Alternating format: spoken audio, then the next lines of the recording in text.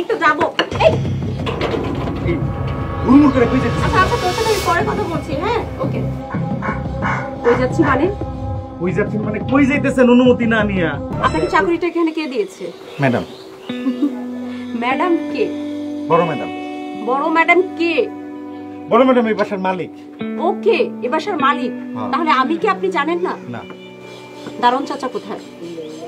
আমি দারোয়ান। আপনি দারোয়ান না। আমি দারোয়ান। আপনি দারোয়ান না।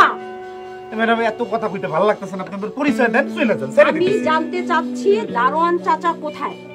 আমি এখন দারোয়ান, আপনি পরিচয় দিবেন, সুন্দর করে চলে যাবেন। আমি আপনাকে পরিচয় দেব না। আমিও আপনাকে যাইতে দেব না।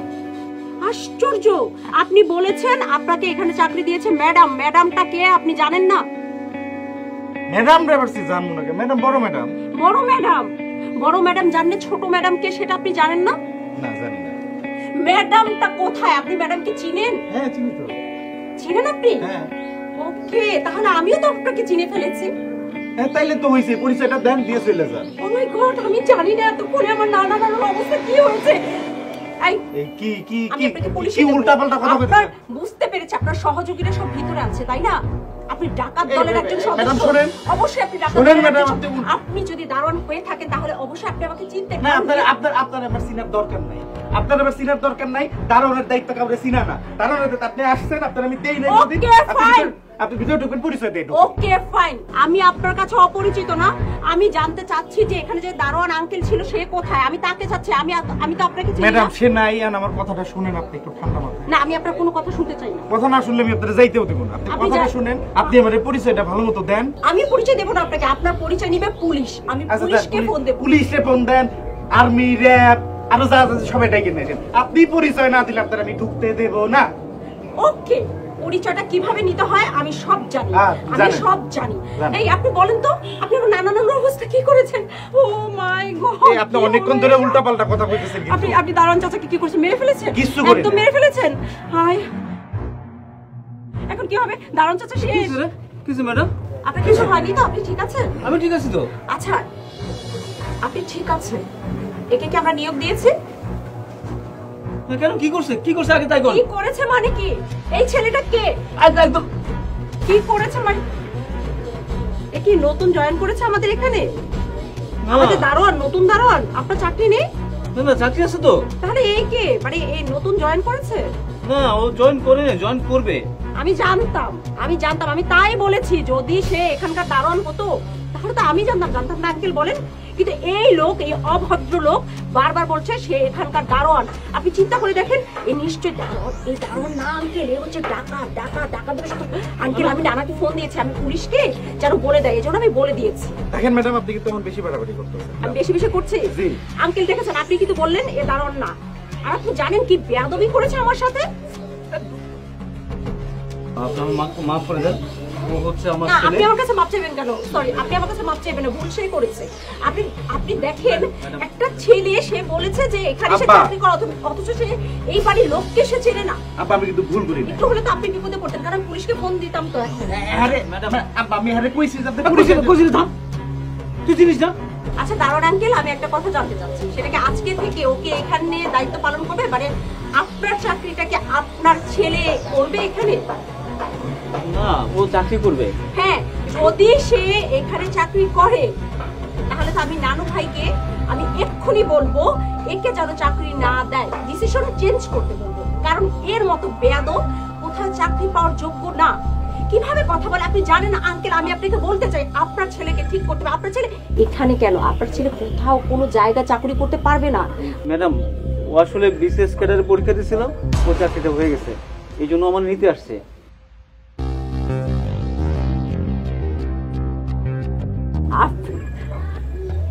আপনার ছেলে বিসিএস পাস করে ম্যাজিস্ট্রেট হয়েছে?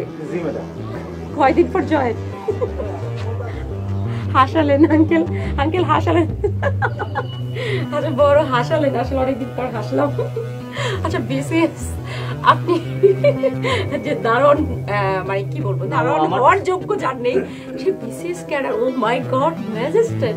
জি জি, ও পড়াশোনা করছে। ও আচ্ছা, কোথায় পড়াশোনা করেছেন আপনি? আপনার কি মনে হয় যে এইরকম পোশাক আশাক পরে একটু স্মার্টলি কথা বললেই আচ্ছা, মানে নিজেদেরকে খুব ইয়ে জাহির করতে পারেন। না আমি জানতে চাচ্ছি বাবা দাঁড়াও তুমি। Wait, না, নিজেকে আপনি- আপনারা এই যে ধনীর দুলালিরা নিজেদেরকে কি মনে করেন? ভাবেন যে আপনারা যারা উঁচু সমাজের মানুষ আছেন তারাই শুধু নিজেরা সবকিছু করে যাবেন। আপনাদেরই পজিশনই বড় বড়। আমরা যারা দারোয়ানের ছেলে আছি, যারা রিক্সাওয়ালার ছেলে আছি, যারা কৃষকের ছেলে আছি, আমরা কিছুই করতে পারবো না। এই যে ভুল একটা ধারণা নিয়ে বসবাস করেন না, আসলে এটাতে আপনার কোনো দোষ নেই। এই দোষটা আসলে পরিবারের শিক্ষা, এটা সমাজের। কারণ আমাদের পরিবার, আমাদের সমাজ আসলে শিখে আসে যে একজন নিচু শ্রেণীর মানুষের সঙ্গে তুমি কেমন ব্যবহার করবে। আপনার কোনো দোষ নেই, আমি আপনাকে একদম দোষ দিচ্ছি না। কারণ আপনারা এইভাবেই শিখে আসছেন। আমরা তো আসলে গরিব ঘরের সন্তান, আমরা শিখে আসি যে কিভাবে সম্মানটা মানুষের করতে হবে। আরে ম্যাজিস্ট্রেট, ওকে 1 মিনিটের মধ্যে আমি সব জেনে নিচ্ছি। হ্যালো, হ্যাঁ সোহান, হ্যাঁ তুমি তো এবার বিসিএস পাশ করে ম্যাজিস্ট্রেট হয়েছে তাই না? আচ্ছা আচ্ছা আচ্ছা আচ্ছা শোনো, লিস্টটা তো তোমার কাছে আছে যে এবছর কয়জন বিসিএস পাশ করে ম্যাজিস্ট্রেট হয়েছে। আচ্ছা আচ্ছা ঠিক আছে, তুমি লিস্টটা একটু দেখে আমাকে বলো তো। কি জানো নাম? মানিক। হ্যাঁ হ্যাঁ, মানিক নামে কোনো ছেলে, তার নাম হচ্ছে ইমরান। ইয়েস, কি তার নাম হচ্ছে ইমরান। কি হয়েছে? তুমি শিওর? লিস্টটা একটু আরেকবার চেক করো প্লিজ। আচ্ছা ঠিক আছে, আমি তোমার সাথে পরে কথা বলছি। ওকে ওকে, নো নো নো প্রবলেম। ওকে দেখুন ম্যাডাম, থাক না ম্যাডাম, আপনি জানেন বাবা একটু আমাকে একটু বলতে দাও, একটু বলতে দাও। দেখুন ম্যাডাম, একজন মানুষের পোশাক আশাক, তার চাল চলন, সে কোন পরিবার থেকে এসেছে, এগুলো দেখে আসলে কাউকে বিচার করা উচিত না। বুঝতে পেরেছেন? মানে আপনাদের মতো, আপনাদের যে শ্রেণী, ওই শ্রেণীর মানুষরাই যে সবকিছু করতে পারবে এমন কিছু না। আমি অনেক কষ্ট করে এই জায়গায় এসেছি। আমার বাবা আপনাদের বাসার দারোয়ান, সে দারোয়ানি করে আমাকে আজকে ম্যাজিস্ট্রেট বানিয়েছে। আমি আসলে আজকে আপনাদের বাসায় এসে এখানে দাঁড়ানোর একটা মাত্র কারণ, সেটা হচ্ছে আমি জাস্ট এই পোশাকটা পরা আমার বাবা দীর্ঘদিন প্রায় 20 বছর আপনাদের বাসায় দারোয়ানি করছে এবং কষ্ট করে আমাকে বিসিএস ক্যাডার বানিয়েছে। আমি আসলে এটা পরে একটু বাবার কষ্টটা আমি উপলব্ধি করার জন্যই আজকে এই কাজটা করেছি। আর আমি এসেছিলাম একটু ম্যাডামের কাছে, বড় ম্যাডামের কাছে এসেছিলাম, বড় ম্যাডামকে বলতে যে আমার চাকরি হয়ে গেছে, বাবাকে আমি আর এই চাকরিটা করতে দেবো না, কারণ আমার আগামী সপ্তাহে থেকে জয়েনিং। যার কারণে বড় ম্যাডামকে বলে আমি বাবাকে নিয়ে যেতে এসেছিলাম। কিন্তু এখানে আসার পরে আসলে আমি যেটা দেখলাম, আমার বাবা এতদিন আপনাদের, শুধু আপনি না, আপনার মতো এরকম অসংখ্য মানুষ আছে যারা আমাদের এই শ্রেণীর মানুষগুলোকে এমন ভাবেই দেখে। তারা ভাবতে পারে না যে আমাদের মতো মানুষেরও আসলে কিছু হতে পারে। সরি, আসলে আমি বুঝতে পারিনি। ম্যাডাম আপনার কোনো দোষ নেই, আপনার কোনো দোষ নেই, বিশ্বাস করুন। দোষটা আমাদের এই সমাজের, দোষটা আমাদের আসলে পরিবার থেকে এই শিক্ষাটা দেওয়া হয়নি যে একজন দারোয়ানকে কিভাবে ট্রিট করতে হবে, একজন রিক্সাওয়ালাকে কিভাবে ট্রিট করতে হবে। আঙ্কেল, আমি আপনাকে জিজ্ঞেস করব, বলেন আমাদের পরিবার থেকে বা আমরা কখনো আপনার সাথে খারাপ ব্যবহার করেছি? না ম্যাডাম, আমি ওর হয়ে আপনাকে না না মাফ না করছি, আপনি জানলেন আঙ্কেল, আপনি আমাকে ক্ষমা করবেন। আসলে আমি বুঝতে পারিনি। আমি তো সবসময় আপনাকে এখানে দেখি, আর যদি অন্য কাউকে নিয়োগ দিত তাহলে নানা নাম তো অবশ্যই আমাকে জানাতো, কিন্তু আপনি জানেন। তো এই জন্যই আসলে আমি ভেবেছিলাম আমাদের পরিবার কোনো বিপদে পড়লো কিনা, এই জন্যই। সরি, আসলে আমি বুঝতে পারিনি। আপনি সরি, আমরা হচ্ছে ছোট ঘরের মানুষ, সবসময় দোষ আমাদের। চল না আঙ্কেল, আপনি কি সত্যি চলে যাবেন? এখন ও তো আমার বাবা আর আপনাদের এখানে কাজ করবে না। বাবা চলো। দেখেন, আপনাদের এখানে আমি ম্যাডাম, অনেক মাফ তো করবেন, আমি অনেক দেখেছি। বাবা চলো। আঙ্কেল প্লিজ আপনি যাবেন না। আঙ্কেল, আমি একটা কথা জিজ্ঞেস করি, বলেন কোনো দিন আপনার সাথে আমরা খারাপ ব্যবহার করেছি? মানে আমার পরিবার বা আমি কখনো, বলেন? না ম্যাডাম, সেই ছোটবেলা থেকে আমি আপনাকে দেখে আসছি, কোনোদিন খারাপ ব্যবহার করেছি? আসলে আমার না আজকে মনটা ভালো ছিল না, মেজাজটা কেমন খিটমিটে ছিল, তাই আমি ভুল করে না এরকম করে ফেলেছি। আর আপনি তো জানেন যে আমাদের এখানে নতুন যদি কেউ জয়েন করতো তাহলে আমি জানতাম। এজন্য আসলে আমি সব মিলে না, আমার মাথা ঠিক ছিল না। আঙ্কেল সরি, আমি আপনাকেও সরি বলছি। ঠিক আছে, ও আসলে চায় না যে আমি এখানে চাকরিটা করি। আঙ্কেল প্লিজ আপনি চলে যাবেন না। আমি তো আপনার মেয়ের মতো আঙ্কেল। আপনি প্লিজ আপনি যাবেন না। আর আমি কোনো ভুল ত্রুটি করলে আপনি ক্ষমা করুন। না না কোনো আয় ঘরে আমি এটা খুলে আমি বলে আসি। সরি। আপনি যান। আপনি আচ্ছা আমি আপনাকে চা খাবো বাসায় চলুন।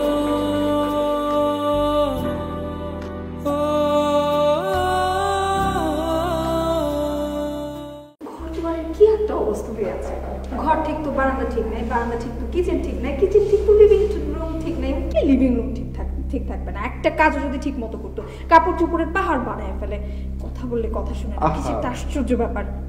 তো একা মানুষ কত কাজ করবে? ওকে তো রাখাই হয়েছে কাজের জন্য, ও কাজ করবে না? ঠিক আছে, তারপরেও একা একা কি এতগুলো কাজ সামলানো? তুমি তো বুঝো, তুমি তো একজন মেয়ে, তাই না? এই তুমি সবসময় কাজের লোকের সাথে এত ক্যাটক্যাট করো কেন? তুমি দেখতেছো না যে ওর জ্বর আইছে বলতেছে, তারপরে তুমি ওর কাপড়গুলো ধুইতে বলতেছো? তুমি নিজে একটু হাত লাগাইতে পারো না? আমিও তো কত কাজ করি। মা, আমি কেন চাইবো কাজের মেয়ে চলে যাক? আমি শুধু চাই ভালোভাবে কাজটা করলে আমার সংসারটা সুন্দর থাকে। মা, সবকিছু কি কাজের লোকের উপর ডিপেন্ড করলে হয়? মা তারপর ও একা মানুষ কত কাজ করবে বলো তো? একটু তো হবে। আবার একটা কথা কই, এই আমার শরীরটা জানি কেমন লাগতেছে, গা ব্যথা ব্যথা করে, জ্বর।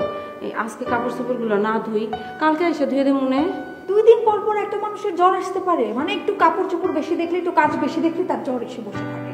মানে জ্বরটা কাজের জন্যই তো চলে আসে, তাই না? যাকে কাপড় চোপড় ধুবি। আহা, ও তো বলছে যে শরীরটা ভালো লাগছে না, তারপরে তুমি কেন ফোর্স করছো? মানে একটা মাসে একটা মানুষের কতদিন শরীর ভালো থাকে না? আপা শোনেন, এই আমি তো ধুই, আপনার তো ধোয়া লাগে না। এই আমার বললাম তো কেমন জ্বর লাগতেছে, আজকে না ধুলে কি একবারে হয় না? মানুষের শরীর খারাপ হতে পারে না? হ্যাঁ হতে পারে, কিন্তু এত রেগুলার না। যা কাপড় চোপড় ধুয়ে ফেলবি। ঠিক আছে আপা, আমি যাই ধুইতাছি। তো কইলাম এই যে ধোয়ার পরে যদি জ্বর আনে রাইতে, তাহলে কালকে কিন্তু আমি আইতে পারবো না। দেখলে ও আমাকে থ্রেট করছে। ও যদি কালকে না আসে, আমি তাহলে ওর বাসায় গিয়ে চুলের মুঠিটা ধরে কি আমি এই তুমি কি বলছো এগুলো? মানে মিথ্যা বলবে কেন? আশ্চর্য। মানুষের শরীর খারাপ হতে পারে না, এখানে মিথ্যা বলার কি 2 আছে? দিন পর পর শরীর খারাপ হবে। তুমি সবসময় ওর সাথে ক্যাটক্যাট করো কেন? এরকম করো কাজের মেয়েদের সাথে? ওদেরকে তোমার মানুষ মনে হয় না? এই শুন বাবা, ওরে বইলা লাভ নেই, বুঝছিস? ওর যত বলবি ও তত ঘাড়ামি করবে। ওর অভ্যাস হয়ে গেছে কাজের লোকদের সাথে এরকম করতে করতে। এই তুমি চাইতেছো কাজের লোকটা চলে যাক, তাই না? আরেকটা কাজের লোক আসবে, তাই তো? কাজের লোকের সাথে এরকম খারাপ ব্যবহার করো কেন? একটু কাজ করলে কি হয়? আমিও তো সংসারে কত কাজ করি। ভালো লাগছে না, মানে বুঝতে পারছি আসলে অসহ্য। মানে তুমি চাইতেছো ওই কাজের মেয়েটা চলে যাক, আরেকটা কাজের মেয়ে আসুক, তাই তো? এখন কি কাজের মেয়ে পাওয়া যায়? আমি এটা চাইছি না তো মা, ও কাজটা ভালো করে করলেই তো আমি কথা বলি না। আমি তো চাই কাজটা ভালোভাবে হোক ঘরে। সারাক্ষণ ক্যাটকেট করে, সারাক্ষণ জ্বর আজকে ওকে জ্বর যে কিভাবে বের করবো না। এই কমলা, বেরো ঘর থেকে। বের হ, আমি তোর ম্যাডাম। কেডা? আসসালামু আলাইকুম আপা। আপা আপনি এনেছেন কি হয়েছে আপা? 2 দিন পর পর তুই বাসা থেকে চলে আসিস, কাজ করবো কি সব আমি একা একা করবো নাকি? আশ্চর্য, তাহলে তোকে রেখেছি আমি কিসের জন্য? আপা আমার গায়ে না অনেক জ্বর আপা। জ্বর যদি না থাকতো আপা, আমি কি না যাই থাকতাম আপা? আমি তো যাইতাম। সব ধর্ম আপা দাঁড়ান, আগে আমি আপনি বসেন।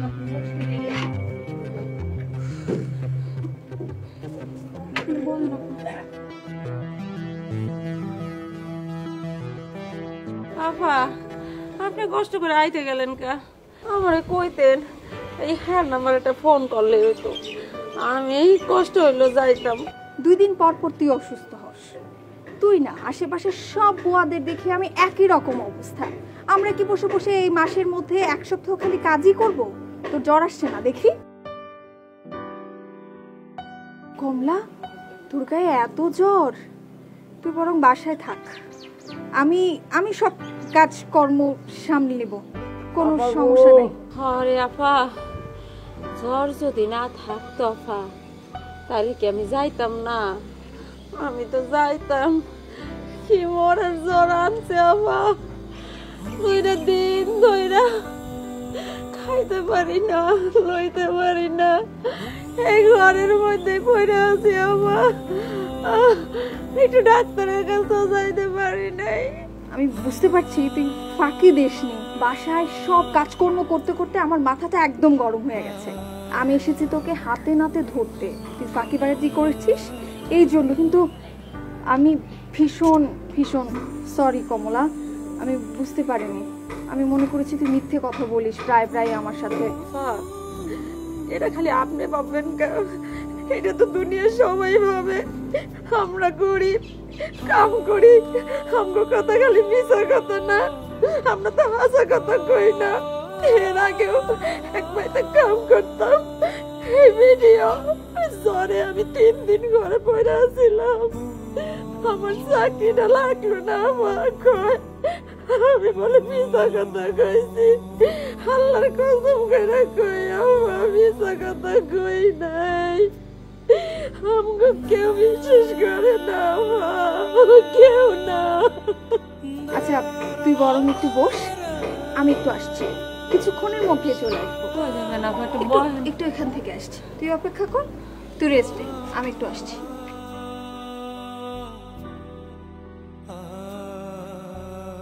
কমলা, কমলা, নে বস। এইটা কি আপা? আমাদের অসুখ হলে আমরা আসলে কত প্যাম্পার করে নিজেদেরকে, বেশি বেশি করে খাই, কিন্তু তোদের অসুখ হলে তোদের ঘরে চাল থাকে না আমি জানি। আমি এই জন্যই নিয়ে এসছি, তুই ঠিক মতো খাওয়া দাওয়াটা কর, সুস্থ হয়ে ওঠ, তারপর বরং আসিস। ঠিক আছে আপা, কি করে যে ধন্যবাদ দিম আপনারে আপা। তা আবার বাসায় আইসেন আপা। আর আমি একটু সুস্থ হইলে বিশ্বাস করেন আপা, একটু সুস্থ হইলে আমি যাবো গিয়া, আপনি চিন্তা করেন না আপা। শোন,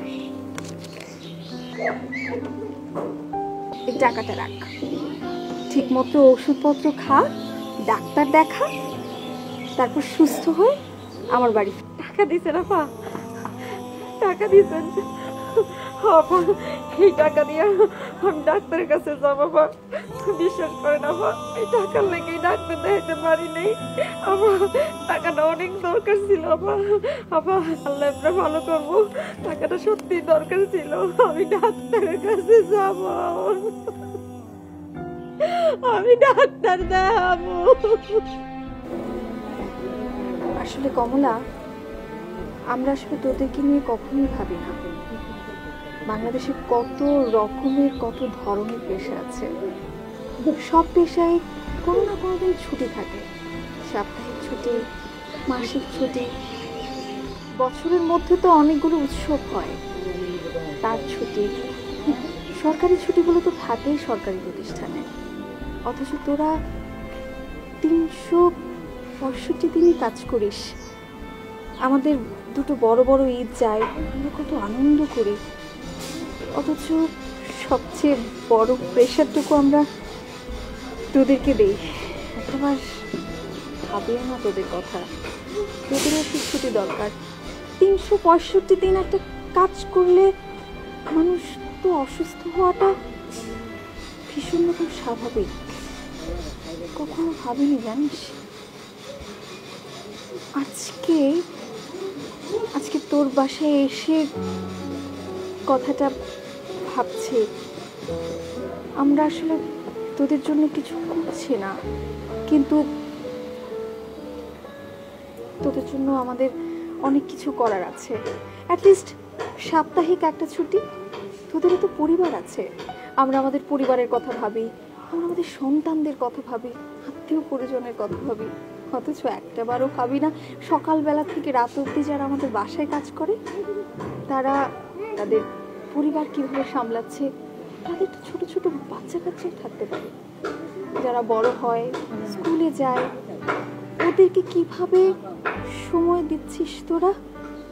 বাবা মাকে ছেলেমেয়েরা কাছে না পেলে সে বাবা মা নাকি সুন্দরভাবে বেড়ে ওঠে না, তাহলে তোদের সন্তানেরা কিভাবে বেড়ে ওঠে। ভাবি না এসব নিয়ে আমরা। তোদের জন্য সাপ্তাহিক একটা ছুটির অবশ্যই দরকার, শুধুমাত্র পরিবারকে দেওয়ার জন্য। নিজের শরীরটাকে রেস্টে রাখার জন্য। শরীর তো আর একটা যন্ত্রণা, শরীর তো অসুস্থ হবেই, শরীরটারও তো রেস্ট দরকার। আপা আপনিই কন, একটা মানুষ যদি টানা এই 365টা দিন কাম করে, হ্যাঁ শরীর কি শরীর তাই আপা, তাই না?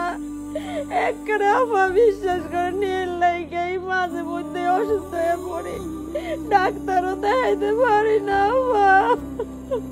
কমলা, তুই সুস্থ না হওয়া পর্যন্ত একদমই আসার দরকার নেই। তুই পুরোপুরি সুস্থ হ, ডাক্তারকে আগে দেখা, ওষুধপত্র খা, খাওয়া দাওয়া ঠিক মতো কর, দেখবি একদম সুস্থ হয়ে গেছিস। তখন বাসায় চলে আসবি কিন্তু। আর এর মাঝে যা কিছু হোক আমি সামলে নিব এই কয়টা দিন। সারা বছর তো আমার সংসার তুই সামলে দিস, এই কয়টা দিন আমি সামলাবো। সুস্থ হতার ভালো থাক, আমি আসি। আমার এসে না পা, তুই ভালো থাকিস, তাড়াতাড়ি সুস্থ হয়ে ওঠ।